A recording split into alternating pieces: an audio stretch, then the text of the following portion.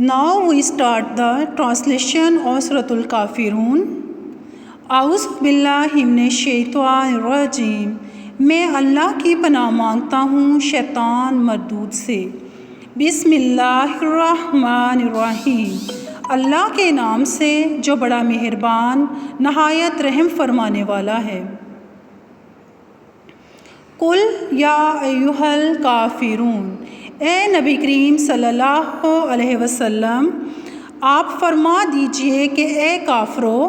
قل کا مطلب ہوتا ہے فرما دینا، کافرون کافروں کو، یا ایھا اے، لا اعبدو میں عبادت نہیں کرتا، لا نہیں، اعبدو میں عبادت نہیں کرتا، ما تعبدون جن بتوں کی تم عبادت کرتے ہو، تعبدون تم عبادت کرتے ہو، ولا انتم عابدون ولا اور نہ تم، انتم تم، عابدون عبادت کرنے والے ہو، ما اعبدو جس اللہ کی میں عبادت کرتا ہوں، اعبدو میں عبادت کرتا ہوں، ما جس یعنی کہ اللہ سبحانہ تعالیٰ، ولا انا عابدن اور میں پھر کہتا ہوں کہ میں عبادت کرنے والا نہیں، ما عبدتم ان بتوں کی جن کی تم عبادت کرتے ہو،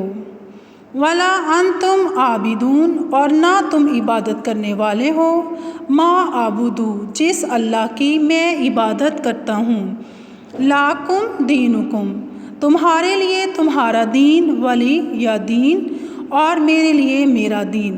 آپ دیکھیں اس صورت میں ورڈز ریپیٹ ہوئے ہیں، کون سے ہیں بیٹا؟ اعبدو، تعبدون، عابدون، عبد، عابدن، عبدتم، عابدون، اعبدو۔ اٹس مین کہ اللہ سبحانہ تعالیٰ کی عبادت اور بندگی کے لیے اس صورت میں انہی ورڈز کو اگین اینڈ اگین ریپیٹ کیا گیا ہے کہ جتنی بھی عبادت ہے وہ صرف اللہ سبحانہ تعالیٰ کے لیے ہے، سجدہ ہے جو اللہ سبحانہ تعالیٰ کے لیے ہے، اللہ سبحانہ تعالیٰ کے سوا کوئی عبادت کے لائق نہیں ہے اور نہ ہی کسی کو سجدہ کرنا جائز ہے۔